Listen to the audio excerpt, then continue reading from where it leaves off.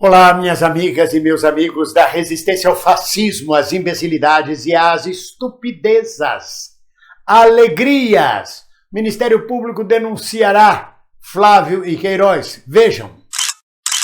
Minhas amigas e meus amigos, antes de entrarmos no assunto propriamente disso, eu quero lembrar a vocês que daqui a algumas horas, exatamente às 11 horas da manhã, hora de Brasília, eu entrarei ao vivo com a minha live. Comentário bem-vindo.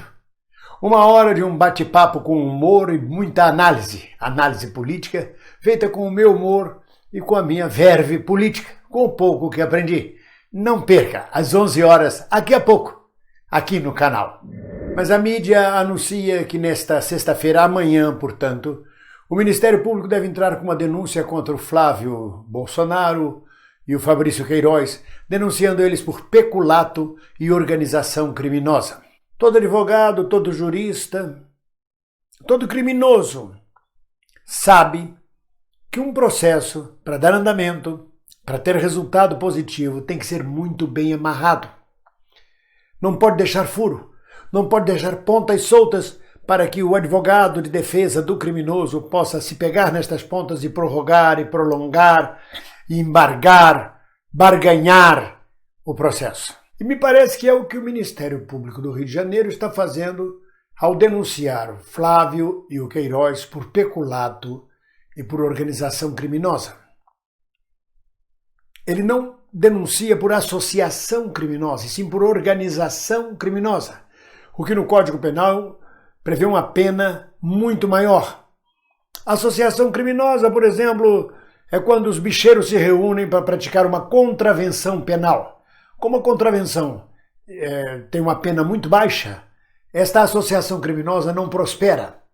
Ela não vai mais longe, a não ser que tenham outros fatores, como ocorreu com a juíza Denise Frossard, que descobriu outros fatores contra os bicheiros do Rio de Janeiro. Já organização criminosa pressupõe uma hierarquia, pessoas que se organizaram, 4 ou mais pessoas que se organizaram para praticar furto, crime, peculato. E aí entra o peculato, que na linguagem jurídica, trazendo para a linguagem popular, significa furto, desvio, uso próprio de verba do Estado, de verba de funcionário público para proveito próprio. Ou seja, quando se reúnem 4 ou mais funcionários do gabinete do Flávio para criar a rachadinha, para enviar o dinheiro do salário para o uso pessoal do deputado estadual Flávio Bolsonaro, como está na acusação, está classificado o crime de peculato. Não só pelo deputado Flávio, mas todos que participaram de alguma forma, doando parte do seu salário ou doando dinheiro para uso próprio, dinheiro público para uso próprio do senador, hoje senador, Flávio Bolsonaro. Só que hoje ele é senador. Mas como o crime foi cometido à época em que ele não tinha imunidades de senador, ele será julgado pela Justiça Comum. Não há necessidade do Supremo Tribunal Federal pedir licença ao Senado para processar o senador Flávio Bolsonaro. Se a Justiça acatar a denúncia do Ministério Público sobre peculato e organização criminosa, o processo é imediatamente enviado a uma primeira instância para análise e julgamento. Então parece que a coisa está sendo muito bem amarrada. Peculato é um crime que prevê pena superior a 2 anos. E organização criminosa é um crime que prevê pena superior a 3 anos. A pena máxima para esses crimes chega a 10 ou 11 anos. Vamos dizer que não pega a pena máxima, mas não dá mais, se forem condenados, para trocar a pena por uma cesta básica, por uma tornozeleira. Não, é cadeia mesmo. Do jeito que o Ministério Público está amarrando, é cadeia mesmo se a denúncia for aceita e se o processo for avante, se forem julgados e condenados. É um processo longo, há muitos embargos, há muitas defesas que podem ser feitas. Mas só isso já deixa imobilizado o senador Flávio Bolsonaro e toda a sua patota.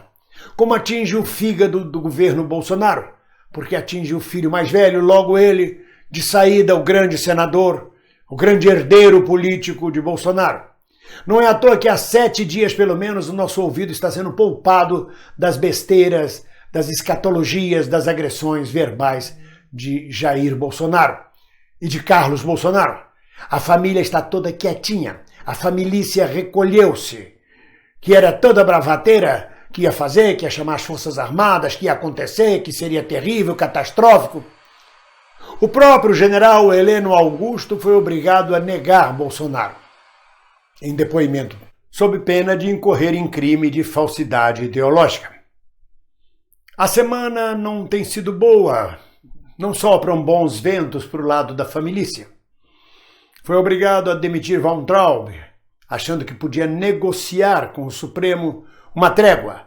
Acontece que no mesmo dia da demissão, o Queiroz é preso, o que obrigou Bolsonaro a ficar quieto. Como eu já disse, que sossego para todos nós. Nem no chiqueirinho ele para mais. Eu não sei que tipo de alimentação ele está tendo, se ele não pode ir ao chiqueiro. Mas a verdade é que o Ministério Público do Rio de Janeiro está amarrando muito bem amarrado.